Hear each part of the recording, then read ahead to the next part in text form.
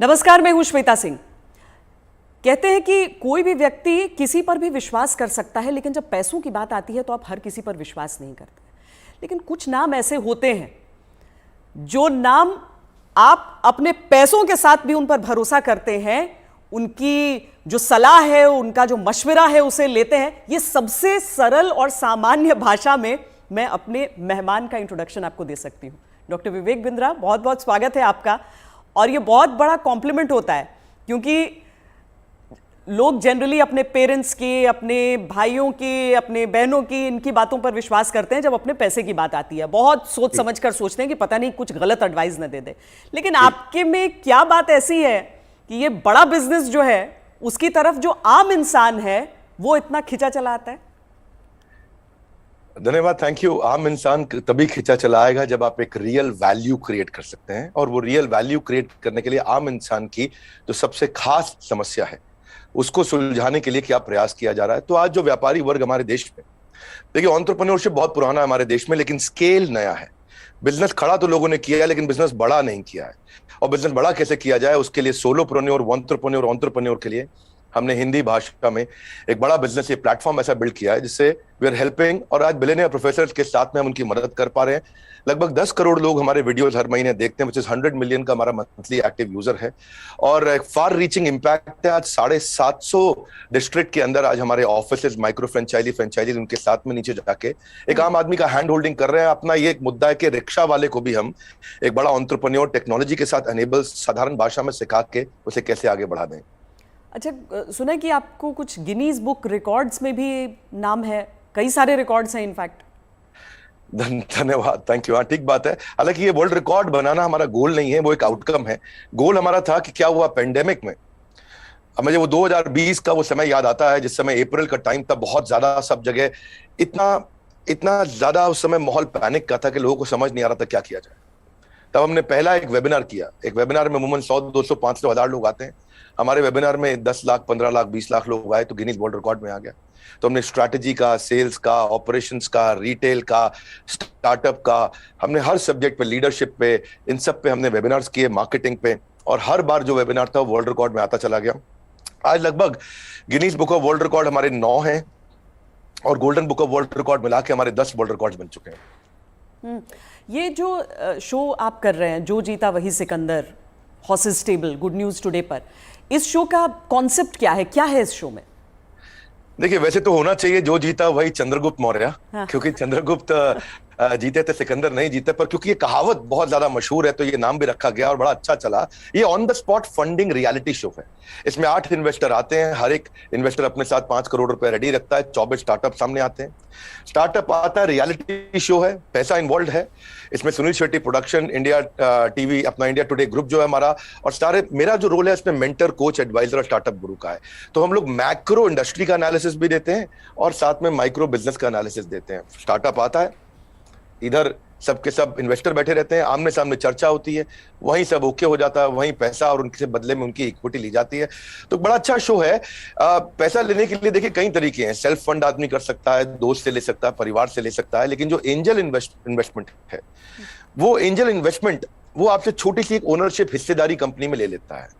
जो एंजल आता है वो एंजल की तरह काम करता है। बहुत सारे एंजल इन्वेस्टमेंट के लिए बड़े अच्छे सारे प्लेटफॉर्म्स हैं। Startup Grind, Indian Angel Network, Venture Catalyst, Chennai Angel, Lead Angel, Sequoia, Nexus, Kalaari, Mumbai Angel, बहुत है। लेकिन तब भी बावजूद उसके केवल 2% लोगों को पैसा मिल पा रहा है। 98% लोग फेल हो जाते थे। तो उसी के लिए हम लोगों ने मिलकर ये शुरू किया हॉर्सेस टेबल, जहां पे हम और लोगों को पैसा दे सके, उनकी मदद कर सके। अगर उनके आइडिया में दम है तो उनकी ग्रोथ में हिस्सेदारी देने के लिए हमारे इन्वेस्टर साथ में आते हैं, और मैं उसको वहां पे आके मॉडरेट करता हूं, मैं अपनी एडवाइस देता हूं, जिसके बेसिस पे आगे हम लोग उसको आगे बढ़ा पाते हैं। मतलब इसमें कोई भी आ सकता है, कोई भी जो जिसके पास कोई आइडिया हो कि किस तरीके से आगे कोई बिजनेस हो सकता है। ज़रूरी नहीं है कि कोई बड़े बड़े ग्रुप्स हों, बिजनेस हाउसेज हों। ये मकसद क्या है इसका? आइडिया कहाँ से आया? श्वेता जी, यही तो मेन मुद्दा है कि अगर आज मैं गुवाहाटी के आगे वहां से 200 किलोमीटर दूर जाके जहां असली भारत बसता है, जो केवल दिल्ली मुंबई में नहीं है, उन लोगों को हम ला सके, उनको बढ़ा सके। देखिए, आइडिया यहां से आया कि एक एडम स्मिथ नाम के जेंटलमैन रहे, उन्होंने मैक्रो इकोनॉमिक्स पे किताब लिखी है। 200 साल पुरानी किताब है, उसको पढ़ने के बाद कुछ नहीं चाहिए। वो कहते 4 चीजें होनी चाहिए।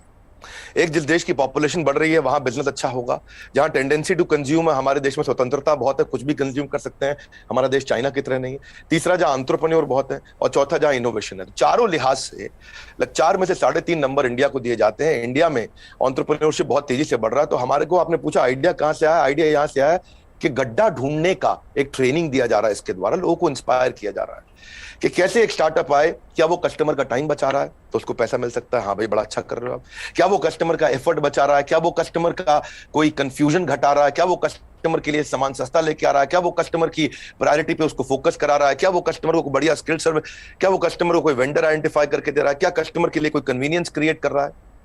तो बेसिकली ये Urban Company Oyo, Swiggy, Ola, Zomato, Flipkart, Just Dial, Zoom, ये सब इंडियन स्टार्टअप्स हैं जो कस्टमर की कोई ना कोई समस्या को सुलझा रहे हैं। और जैसे वो समस्या सुलझाते हैं, और इसी के लिए हम इंस्पायर करना चाहते हैं कि स्टार्टअप ऐसा ही है जो कस्टमर की बर्निंग प्रॉब्लम को, ज्वलंत समस्या को सुलझा सके। पर इसके आगे क्या होगा? मतलब अगर कोई इंसान है, जैसे मान लीजिए मेरे पास ही कोई आइडिया है, तो मुझे तो बिजनेस चलाने के बारे में मालूम नहीं है, फंडिंग अगर मान लीजिए मुझे मिल भी जाती है यहाँ पर, तो आगे क्या बिजनेस चलाने में मदद भी मिलेगी? बहुत अच्छा प्रश्न है आपका। देखो, जब इन्वेस्टर आता है ना, तो वो स्मार्ट कैपिटल लेके आता है, केवल पैसा नहीं लाता है, वो एक हैंड होल्डिंग सपोर्ट लेके आता है। बड़ा बिजनेस साथ में हमारी कंपनी भी आ रही है, तो हम उनको लाइफ टाइम मेंबरशिप देते हैं, ट्रेनिंग देते हैं। देखिए, जब इन्वेस्टर आता है तो वो स्टार्टअप को मेंटरशिप देता है, एडवाइस देता है, रिसोर्सेज देता है। तो इसीलिए ये जो हॉर्सेस टेबल है, जो हमारे आज यूट्यूब चैनल पे आ रहा है, जीएनटी पे आ रहा है, गुड न्यूज टुडे, और अच्छा नेटवर्क आपने चालू किया है, तो ये हम यहाँ पे इन्वेस्टर एक स्टार्टअप को आगे जाके और फंड रेज करने में मदद करता है कि सीरीज ऑफ इन्वेस्टमेंट पिचेस डाल सके। हर स्टेज पे उसके साथ इन्वॉल्व होता है। एक आइडिया स्टेज से रेवेन्यू जनरेटिंग स्टेज तक इन्वेस्टर साथ में जुड़ता है। कई बार तो इन्वेस्टर अपना फ्री ऑफिस स्पेस भी देता है। अगर आपकी कंपनी छोटी है, आप हमारे ऑफिस जाकर शुरू कर सकते हो। उनको डिजिटल मार्केटिंग सपोर्ट देता है, टेक्नोलॉजी बनाने में, मैन पावर लाने में। तो ऐसा नहीं, इतना ही नहीं है, बल्कि मैं आपसे ये भी बताऊंगा कि फंड का इस्तेमाल कैसे हो रहा है, इस पर भी स्टार्टअप आकर के स्टार्टअप के ऊपर इन्वेस्टर नजर रखता है। इन्वेस्टर देखता है कि ड्यू डिलिजेंस करता है, उनको स्मार्ट कैपिटल देता है, उनके नेटवर्क को बढ़ाता है, उनको फ्यूचर इन्वेस्टर अट्रैक्ट करने में पूरी मदद करता है, उसको ब्रांड बिल्डिंग करता है, उसका माउथपीस बन जाता है। वो केवल पैसा नहीं इन्वेस्ट करता है, वो उसको पूरी गाइडेंस देता है आगे, उसको बिल्कुल हॉक आई के साथ में जुड़ा रहता है, उनकी रिपोर्ट्स लेता है हर हफ्ते, हर महीने। ऐसा नहीं कि जैसे लिस्टेड कंपनी तो क्वार्टरली रिपोर्टिंग करते हैं, इनसे तो हर महीने रिपोर्ट किया। तो स्टार्टअप पे कड़ी नजर भी रहती है कि वो पैसा कैसे इस्तेमाल कर रहा है, और उसको हैंड होल्डिंग करके सपोर्ट करके ग्रोथ के लिए भी मदद की जाती है। इसीलिए इसी लिहाज से हॉर्सेस टेबल एक रेवोल्यूशनरी कॉन्सेप्ट है जो आज जीएनटी के साथ बड़ा बिजनेस मिलकर के लेके आया है। ये बड़ी अच्छी चीज़ है, क्योंकि थोड़ा तो मार्गदर्शन भी चाहिए सबको, लेकिन नज़र भी रखनी ज़रूरी है। लेकिन एक थ्योरी ये भी है डॉक्टर विवेक बिंद्रा कि स्टार्टअप्स का बबल एक क्रिएट हुआ था, और वो जो बुलबुला है वो अब धीरे धीरे फूट रहा है। आपकी क्या सोच है इस पर? नहीं, मैं ऐसा बिल्कुल नहीं मानता। ये कोई बुलबुला नहीं, ये रियल सब्सटेंस है। अगर ये बबल है तो हमें मानना होगा कि 700 मिलियन इंटरनेट यूजर भी इंडिया में बबल है। इंटरनेट यूज करना बंद कर देंगे क्या लोग? आज UPI card payments, net banking, transaction, ये सब बंद हो जाएगा। अक्टूबर में ही साल $100 बिलियन की ट्रांजैक्शन यूपीआई पे इंडिया में हुई है। ये स्टार्टअप का नतीजा है। रेवोल्यूशनाइज किया है डिजिटल ट्रांजैक्शंस को, ये स्टार्टअप का नतीजा है। बहुत सक्सेसफुल स्टार्टअप्स आ रहे हैं। 42 नए यूनिकॉर्न 1 साल में आए हैं। आप समझिए, जितने यूनिकॉर्न 10 साल में बने, यूनिकॉर्न का मतलब 7,500 करोड़ की कंपनी, जितने स्टार्टअप 10 साल में बने, उतने ही स्टार्टअप पिछले 1 साल में भी बन गए। तो ये बबल नहीं है। इंडिया इस समय टॉप 3 यूनिकॉर्न प्रोड्यूसर में जो स्टार्टअप के है उसका नाम आ चुका है। यानी कि हर 9 दिन के अंदर हमारे देश में एक नया $1 बिलियन स्टार्टअप पैदा हो रहा है। स्टार्टअप जो है ना, ये अब 2011 में 9.5 साल लगा करते थे, और उसके बाद ये समय कम होता चला गया। 2012 से जो स्टार्टअप आया वो 4.5 साल में $1 बिलियन हो गए। आप ये समझिए कि ट्रैवल एजेंसी जो होती थी वो Goibibo, Thomas Cook, MakeMyTrip में आ गई। सरकारी नौकरी घट रही है, स्टार्टअप बढ़ रहे हैं। पेपर अब डिजिटल हो गया है, किताबें किंडल में मूव कर गई हैं, बिजली अब सोलर होती जा रही है, रिटेलर अब अमेजॉन, फ्लिपकार्ट और रिलायंस पे मूव कर गया है, गाड़ियां ड्राइवरलेस हो रही हैं, ब्लॉकबस्टर सीडी को खत्म करके यूट्यूब, अमेजॉन प्राइम, नेटफ्लिक्स आ गया है, सेल फोन के बिल अब घट रहे हैं, इंटरनेट के बिल बढ़ रहे हैं, गाड़ियों की सेल घट रही है, ओला उबर बढ़ रहा है, रेस्टोरेंट शटडाउन हो रहे हैं, ऑनलाइन फूड डिलीवरी बढ़ रहा है। आज बच्चों को जो है ऑनलाइन स्टडीज उनकी बढ़ गई है, प्राइवेट कोचिंग घटती जा रही है। इसका मतलब क्या है, जो स्टार्टअप है ना वो एक रेवोल्यूशन है। पहले कबूतर चिट्ठी लेके जाता था, आज व्हाट्सएप चिट्ठी लेके जा रहा है। इसके बीच में बहुत लंबी जर्नी थी, और सिलिकॉन वैली में कम से से कम 15 स्टार्टअप ऐसे बैठे हैं जो व्हाट्सएप के खात्मे की तैयारी कर रहे हैं। और नेक्स्ट जो रेवोल्यूशन आएगा, नेक्स्ट सिलिकॉन वैली आने वाले समय में बेंगलुरु से शुरू होकर के भारत से ही आगे निकलेगा। वाह, क्या बात। लेकिन कई स्टार्टअप्स फेल भी तो होते हैं, कई स्टार्टअप्स फेल हो जाते हैं, इसकी वजह क्या रहती है? श्वेता देवी, ऐसा स्टार्टअप फेल होने के मेन 8-10 बड़े कारण होते हैं। पहला तो कोई डिफरेंशिएशन ना हो, आप वही कर रहे हो जो बाजार में सब कर रहे हैं। दूसरा, फोकस की कमी हो, सारी चीजें करने में लगे हैं, फोकस नहीं है। तीसरा, उनकी एग्जीक्यूशन की स्पीड कमी है। चौथा, अगर बिजनेस अच्छा ले भी आए तो रिकरिंग रेवेन्यू नहीं है, वो कस्टमर के साथ माल दो पैसा लो रिश्ता खत्म। रिकरिंग रेवेन्यू यानी कि बार बार उसके साथ ट्रांजैक्शन होना चाहिए। पांचवा, कि वो अपनी टीम अच्छी नहीं बना पाते, दे हायर पुअरली, और एक कमजोर टीम लेके आते, एक कैटेगरी टीम नहीं बिल्ड करते। वो कुछ ऐसा बना बैठते हैं, गलती से एक और गलती एक करते हैं कि वो जो मेरे को अच्छा लग रहा पर कस्टमर को उसकी जरूरत नहीं, यानी कि कस्टमर अनफ्रेंडली प्रोडक्ट बना देते हैं, कस्टमर का फीडबैक नहीं लेके आ पाते हैं, पैशन नहीं होता है, प्रॉफिट के चक्कर में चले गए लेकिन पैशन नहीं है। ये बड़ा जरूरी है। आंसर बड़ा महत्वपूर्ण है। जो आज व्यूअर देख रहे हैं उनको ये समझना चाहिए कि अगर बिजनेस मॉडल और रेवेन्यू मॉडल कमजोर है, प्री मैच्योर स्केल किया, बिजनेस खड़ा हुआ नहीं, बड़ा करने पहले निकल गए, बिना टेक्नोलॉजी के स्केल किया और उसके चक्कर में फिर आपने कर्जा भी ले लिया, तो फिर जो है वो एग्जीक्यूशन और स्लो होगा, प्रॉफिट और कैश फ्लो खत्म होगा, और फिर कैश बर्नआउट के बाद आप फंड भी रेज नहीं करेंगे। यही मुख्य कारण होते हैं कि स्टार्टअप फेल होते हैं। तो पहले बिजनेस को खड़ा करना है, बाद में बिजनेस को बड़ा करना है। क्या हम समझे कि एक स्टार्टअप कल्चर है अब और ये डेवलप हो रहा है, और ऐसे में भविष्य से आपकी क्या उम्मीदें हो जाती हैं? देखिए, स्टार्टअप का कल्चर अब डेवलप हो रहा है इंडिया में। पिछले काफी समय से हम ऑब्जर्व कर रहे थे। नंबर 1 पे सिलिकॉन वैली, न्यूयॉर्क सिटी, उसके बाद London, Chicago, Los Angeles, Seattle, Boston, Berlin, Tel Aviv Israel में जो है, और सिंगापुर। यही केवल 10 शहर थे दुनिया के अंदर जहां स्टार्टअप्स बिल्ड हुआ करते थे।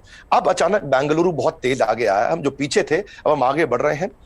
परंतु क्यों हम पीछे रह गए थे और भविष्य में कैसे आगे बढ़ेंगे उसको समझते हैं। हम पीछे इसलिए रह गए क्योंकि हमारा इंडियन एजुकेशन सिस्टम बहुत कमजोर था।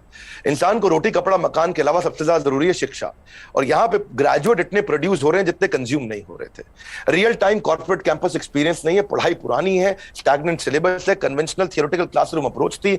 इस चक्कर में अंडर एम्प्लॉयमेंट जो है वो अनएम्प्लॉयमेंट से ज्यादा बड़ी समस्या है। आज राजनेता लोग सबके सब हमारे यहाँ पॉलिटिक्स में अनएम्प्लॉयमेंट की बात करते हैं, लेकिन अंडर एम्प्लॉयमेंट कितनी बड़ी बात है कि अब ग्रेजुएट पोस्ट ग्रेजुएट को 14,000 रुपए की तनख्वाह मिलती है, पीएचडी होल्डर को आज अगर 20,000 की तनख्वाह मिल रही है तो कितना बुरा हाल है।